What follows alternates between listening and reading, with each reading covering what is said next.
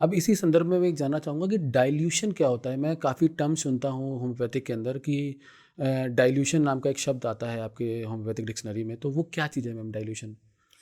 तो basically dilution अगर हम ऐसे फिज़िक्स की भाषा में समझें तो डाइल्यूशन वो चीज़ होती है जिसमें आप लिक्विड स्पेशली पानी डाल डाल के उसको उसकी पावर किसी भी कंपोनेंट किसी भी सब्सटेंस की कम करते चले जाते हैं। हुँ, बट होम्योपैथिक डाइल्यूशंस ऐसा नहीं होते हैं। होम्योपैथिक डाइल्यूशंस में भी बहुत फिज़िक्स केमिस्ट्री लगी हुई होती है। तो बेसिकली हम ऐसा हमारा एक प्रिंसिपल्स की हम बात कर रहे थे तो एक हमारा प्रिंसिपल है लॉ ऑफ मिनिमम डोज, जो कहता है कि जब हम क्रूड सब्सटेंस को बॉडी में डालते हैं तो वो जिस तरह ह्यूमन से रिएक्ट करते हैं, जिस तरह ह्यूमन के अंदर सिम्टम्स लेके आते हैं, वो कभी कभी बहुत फेटल होते हैं। ओके। बट अगर हम उसको एक मैथमेटिको मैकेनिकल प्रोसेस होती है डाइल्यूशन की, अगर हम उसको इस तरीके से डाइल्यूट करें तो उसमें भी ट्राइट्रेशन और सकशन ये 2 चीज़ें हैं जो पोटेंटाइज़ेशन हम उसमें एनर्जी बनाने के लिए करते हैं। It is a science of energy. जैसे फिज़िक्स में हम क्वांटम तक पहुँच चुके हुँ, हैं कि हुँ। एनर्जी का सबसे छोटा जो पार्टिकल होता है रूप है, वो हाँ। क्वांटम होता है। हुँ, तो because you were saying physics हुँ, का हुँ। आपका है बैकग्राउंड। तो वैसे ही होम्योपैथी में डाइल्यूशंस करी जाती है ताकि एक क्रूड सब्सटेंस की जो क्यूरेटिव प्रॉपर्टीज़ हैं उनको इन्हांस करा जाए। और वही चीज़ हमें ट्रीटमेंट के टाइम दिखती है जब हम पेशेंट्स में देते हैं और वो ऐसी चीज़ों को हटा देती है जो शायद उसका क्रूड फॉर्म नहीं कर पाता। तो मैम अगर मैं एक एवोगैड्रो नंबर होता है, आप उसके बारे में जानते होंगे, तो एवोगैड्रो नंबर ये कहता है कि अगर हम किसी सब्सटेंस को उस नंबर के बियॉन्ड डाइल्यूट कर देते हैं, हुँ, तो उसके अंदर जो मॉलिक्यूल होता है वो बिल्कुल नील के बराबर हो जाता है। हुँ, तो अगर फॉर एग्जांपल कि आपने किसी मेडिसिन को बहुत ज़्यादा डाइल्यूट कर दिया और बियॉन्ड दैट एवोगैड्रो नंबर, हुँ, तो वो डाइल्यूट हो जाएगी, उसका कोई भी इस मेडिसिन का मॉलिक्यूल तो उस सॉल्यूशन में होगा नहीं। हुँ। तो वो हमें असर करेगी? बिल्कुल करेगी तो क्योंकि जो मैं बात कर रही हूँ वो एनर्जी की है और एवोगैड्रो नंबर एक मटेरियलिस्टिक फाइंडिंग है। जो अच्छा। हम एवोगैड्रो नंबर से ढूँढ रहे हैं कि उसके नीचे वाला कोई भी चीज़ हमें किसी भी चीज़ में उसका कोई पार्टिकल नहीं बचता। बट आजकल की जो थ्योरीज़ आ रही है अगेन क्वांटा, हुँ, ये हुँ। जो थ्योरी है प्लस वाटर मेमोरी, ये सारी चीज़ें एवोगैड्रो नंबर के ऑपोज़िट में।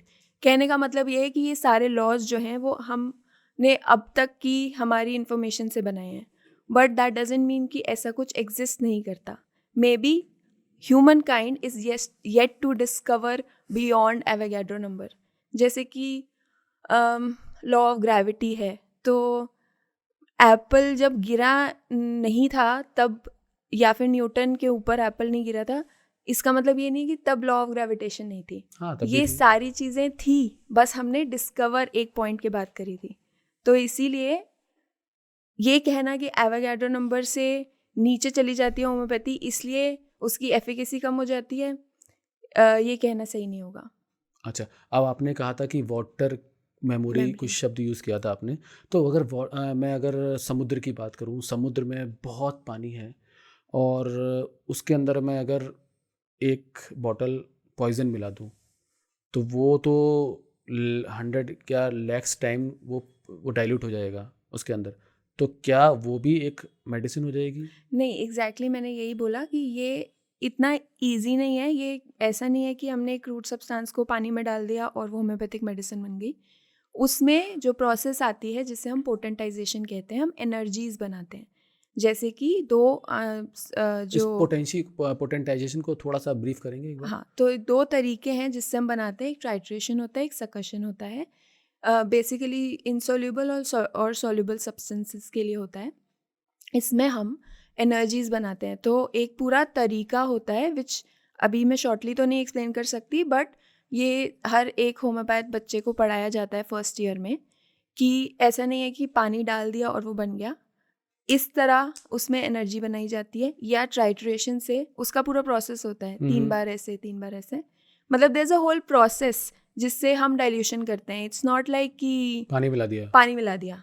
वो अच्छा। तो वो तो कोई साइंटिफिक इसका वही नहीं हुआ ना कि ओके। तो मतलब एक तरीके से देखा जाए जो आपने कहा कि उसको टैप करना, that is used to increase the potential The energy. energy. Yes. It's the science is basically it is a general science category.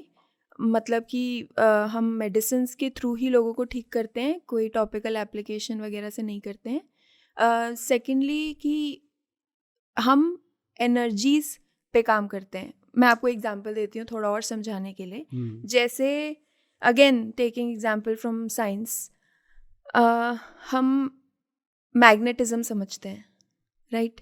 तो हम एक मैग्नेट से एक नेल को चार्ज कर सकते हैं बिना उसे टच करे. बिल्कुल, इसका एक्सप्लेनेशन क्या है? क्योंकि वो मैग्नेटिक फील्ड के प्रेजेंस में आ रहा है इसलिए. हाँ, क्योंकि वो एनर्जी है. Magnetic यहाँ field हम is energy. एनर्जी की बात कर रहे हैं.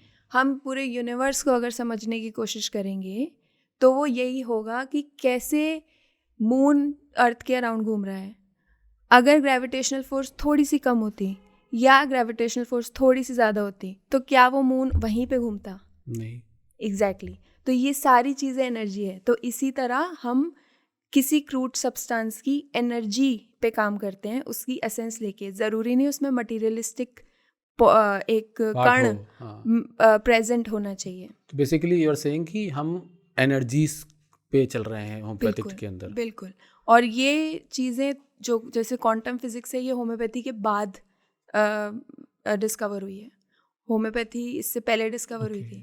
तो जो चीज़ हमें अब थोड़ी बहुत समझ में आने लगी है, हम इसकी तरफ जाने लगे हैं, वो चीज़ 200 साल पहले ही डिस्कवर हो गई थी.